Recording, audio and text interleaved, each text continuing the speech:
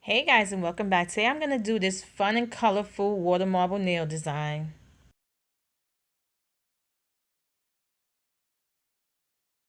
So I'm going to use this white polish by Creative Play called I Blank Out, this lilac polish called A Lilac-y Story, this pink, well it's a hot pink called Berry Shocking, this light pink called Bubba Glam, this blue called Whirlista, and this neon orange by Orly called Melt Your Popsicle.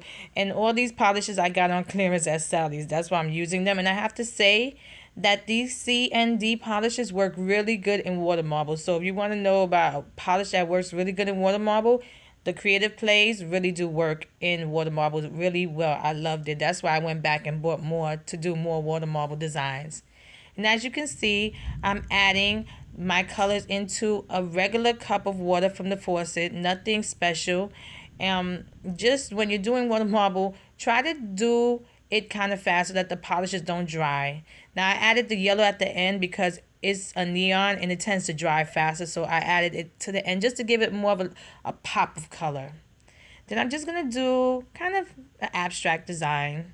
I was going to leave it like this, but then I said, let me go crazy and show you my crazy designs I always like to do.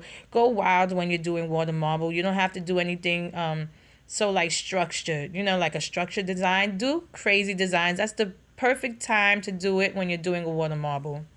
And as you can see, I slowly applied my finger into the water and I removed the polish before I removed my finger because I don't want to mess up my design when I pull it out. And here's the design, as you can see. And I'm going to remove the liquid latex and clean around my nails. I always say water marble is simple once you get the hang of it. Don't get discouraged. Keep on trying. You will get the hang of it. And once you do, you're going to love it. And once I was done, I applied a quick dry top coat.